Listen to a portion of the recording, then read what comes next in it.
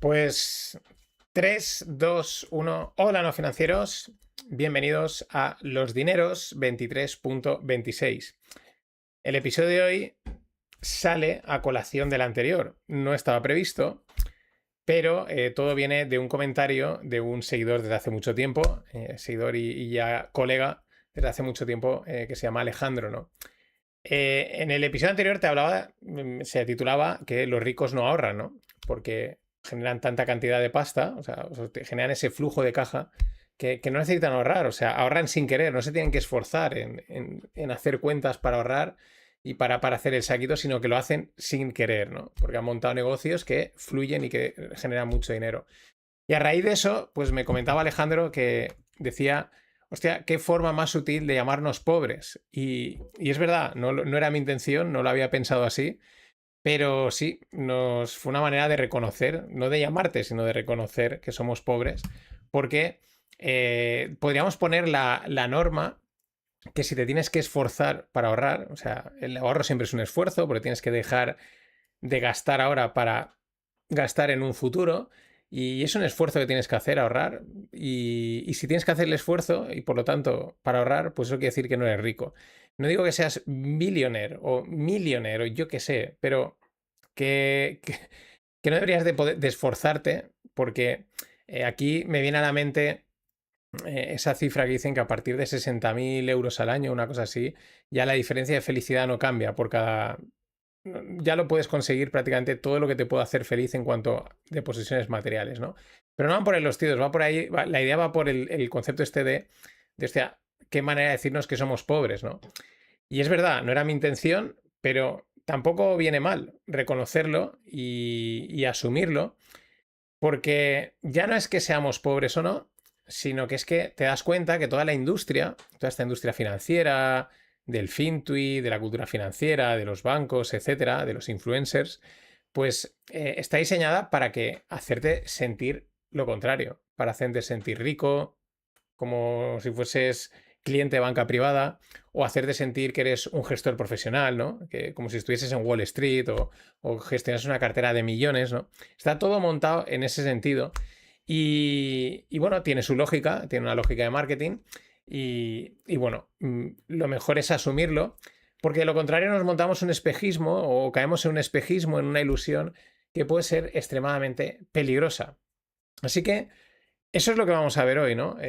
No solo esta parte de cómo nos hacen sentir, sino también, pues oye, cómo enfrentarnos a ello, ¿no? Cómo asumirlo y salir para adelante sin ningún problema.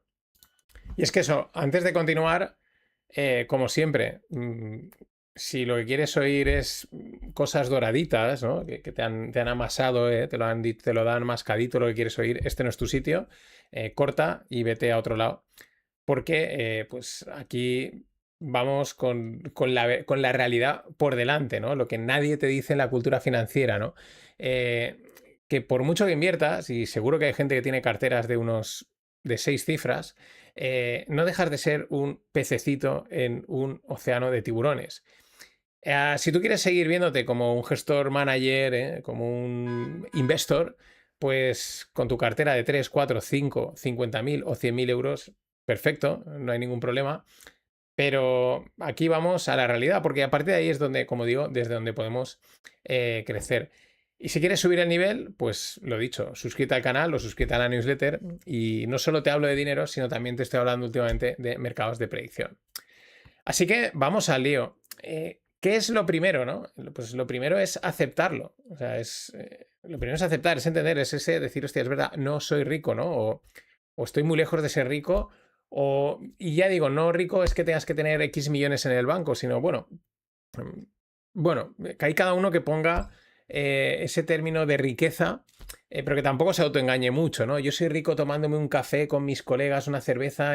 Bueno, esas son de lonchafinistas, de gente que se monta una película. Creo que se entiende, ¿no? Ese concepto de rico. Habrá gente que a lo mejor, pues no voy a decir cifras, pues con una cifra al mes o al año y con una, pues ya tiene suficiente y a partir de ahí empieza a ser rico y habrá otra gente pues que quiera más, ¿no? A veces también piensa que más dinero son también más preocupaciones y más responsabilidades, ¿no? Hay que encontrar ahí un punto intermedio. Pero es importante aceptarlo porque a partir de ahí empezamos a ver que estás en otra liga y también nos permite entender cómo piensan y cómo funcionan las grandes manos, las grandes masas de dinero, qué buscan, qué hacen en los mercados, ¿no? Porque son los que mandan. Y nosotros, recuerda, somos pececitos que navegamos por ahí y navegamos entre tiburones. De lo contrario, caes en la ilusión, en el espejismo, en una búsqueda de objetivos y de... sí, de objetivos en el mundo de las inversiones completamente irreales, ¿no? Y yo he conocido a mucha gente que no sale de ese bucle, que está constantemente buscando algo que dices, así no lo vas a conseguir, no lo vas a conseguir en los mercados financieros, lo vas a conseguir en otro sitio, pero los mercados financieros sirven para lo que sirven, ¿no? Y se puede ganar dinero, pero bueno, eso da para otro podcast, ¿no? Claro, entonces, ¿qué ocurre? Que con este escenario, ¿no? En el que tú asumes que eres pobre, ya digo, aunque sea una palabra relativa, que no eres rico, que los ricos tienen una capacidad de inversión, de diversificación y de apuestas que tú no puedes tener, un acceso a la información que no tienes, ¿no? Claro, aceptar, o sea, decir que uno es pobre, ¿no? O sea, no vende, o sea, es las cosas como son, o sea, lo que vende es lo contrario, ¿no? Y ahí es donde entra el marketing financiero, vende la esperanza, vende la ilusión, vende esa sensación de que pues estás aquí como estoy yo en mi mesa y me puedo estar pensando que estoy sentado en un despacho en un piso 50 en Wall Street, ¿no? Es mentira, estoy en Valencia, ¿no? Pero eso vende, ¿no? Entonces, ese es el primer truco de toda la industria que consiste en hacerte sentir rico, ¿vale? Y lo hace desde todos, lo hacen desde el influencer, youtuber, hasta en general los bancos quizás menos, porque les da igual, pero intentan transmitir eso, ¿no? Estás viendo una información financiera y es como te crees que estás ahí en ese rollo, ¿no? En ese mundo, ¿no? Es como sentirte que estás en Wall Street o en Chicago, en un hedge fund y realmente, pues a lo mejor estás metiéndole 50 pavos al mes al SP, o 100 o 200 o yo qué sé, la cantidad que sea, ¿no?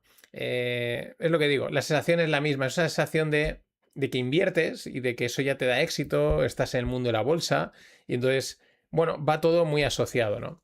Es atractivo, mola mucho, forma parte del juego, pero hay que entender que es un juego, ¿vale? Es que es la clave, o sea, hay que entender dónde jugamos, dónde nadamos, ¿no? O sea, tú, a que si te tiras o sea, si tú vas en un barco y te digo, tírate al agua, tú dirás, espera, fíjate, me dirías, espera, ¿dónde estamos? O sea, ¿dónde está ese barco? ¿No? Estoy en medio del Atlántico, en medio del Pacífico, estoy en el lago Victoria, estoy en un lago en las Amazonas, estoy en un río, o sea, ¿dónde está ese barco? ¿Dónde pensarías, ¿no? Mirarías, analizarías dónde estás para saber si te tienes que meter en ese agua tranquilamente y nadar y ponerte a flotar, o si te tienes que meter y salir del agua, o tienes que entrar incluso pues con una escafandra o en una jaula, porque igual el tiburón te come, ¿no? Y esto es muy importante, ¿no? O sea, entender dónde te estás bañando, aunque eso pase por realidad muy dura, como está diciendo que es, oye, somos pobres. Y ojo, que tampoco está mal, ¿eh? Esto hay que. Aquí me acuerdo de una frase que decía Trump, que él tenía un colega que la empresa le iba mal, digamos, estaba palmando pasta, ¿no? En sus negocios, pero el tío seguía yendo en primera clase, en business, aunque no tuviese dinero, digamos, para pagarlo, ¿no? Lo puedes pagar porque estás volando, pero aunque no fuese lo correcto.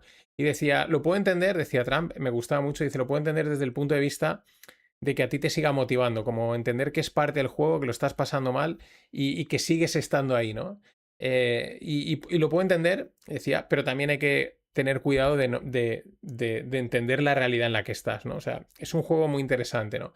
Entonces, aquí ocurre exactamente lo mismo, o sea, puede estar muy bien sentirte rico, para hacerte sentir rico, para tener una mentalidad de rico, puede estar muy bien también eh, sentirte como un gestor profesional, como un hedge fund manager, como si estuviese en Wall Street, porque para tener esa mentalidad, para quizás esa mentalidad ganadora y esa mentalidad de enfoque, puede estar muy bien y puede ser beneficioso, pero también hay que tener cuidado de darte cuenta que, pues como yo estoy sentado aquí mismo, ahora mismo en Valencia, ¿no? O en León, o en o en La Rioja, o donde sea, ¿no? Y que tu cartera es el tamaño que tiene y que tu situación es la que es, ¿no? Ya digo, ahí está el juego, ¿no? Está ese juego en el que hay que saber utilizar desde el punto de vista psicológico ese enfoque, pero tampoco dejarnos llevar, porque entonces a lo mejor nos tiramos a nadar y como veía hace poco, pues el ruso ese que se tiraba en el Caribe y desaparecía porque se lo comía un tiburón. Y es que los tiburones últimamente pues tienen nombre de hipo, ¿no? Y ahora son las hipos, pero en su momento fueron las SPVs y fueron las... ¿cómo se dice? Ahora no me acuerdo cómo se llamaban las salidas de criptos, que ahora no me acuerdo no me viene el nombre cómo se llamaban, ¿no? Hay que tener cuidado porque al final, recuerda que, y esto lo he debatido también con algún seguidor, ¿no? Es un juego de suma cero en el sentido de que o gano yo o ganas tú. O si ganamos los dos, sabéis que hay otros dos que digamos están perdiendo en este mundo. Y ahora justo con el tema de las hipos es uno de los temas que se está hablando, ¿no? Que son más bien una salida de liquidez, ¿no? O sea, aquí hay mucha gente que ya tiene mucho dinero y necesitan salirse y necesitan pececitos que se coman esa liquidez, ¿no? Por eso no hay que perder nunca de vista dónde estamos y dónde jugamos y dónde están los incentivos alineados, ¿no? Y muchas veces el negocio financiero pasa por las comisiones, por colocar, por meter comisiones, por mover dinero. Cuanto más dinero transacciones, mejor. Y eso muchas veces no va alineado con lo que tú quieres, ¿no? Es un juego, repito, la analogía esta del lago, del barco, de dónde te vas a bañar. Pues te puedes bañar en un mar lleno de tiburones, sí, pero mejor que te bañes con una jaula, los vas a disfrutar, los vas a ver y no te va a pasar nada. Mientras que si lo haces pues así, a pelo, como lo harías en un lago, en el pantano de San Juan, ahí en Madrid, por ejemplo, que no va a pasar nada, habrá algún pececito por ahí y ya está, ¿no? Y es muy importante, por eso, esta idea de asumir o de entender que somos pobres, no hay que verlo como algo malo, sino hay que verlo como algo bueno, ¿no? Hay que ver como sé dónde estoy y a partir de aquí voy a crecer. Eso es lo que vamos a ver ahora mismo. ¿Qué hay que hacer? Entonces, una vez lo tenemos asumido, dices, vale, ¿por qué un rico es rico, no? Pues porque ha montado un negocio, en la mayoría de los casos. Vamos a dejar a un lado los herederos y los pelotazos. En general, la gran mayoría de ricos estadísticamente es gente que ha asumido riesgos, ha montado negocios y al final lo que han generado son máquinas de generar flujo de caja, de generar dinero, ¿no? Y ya digo, esto también es tan relativo como lo de sentirse pobre o sentirse rico.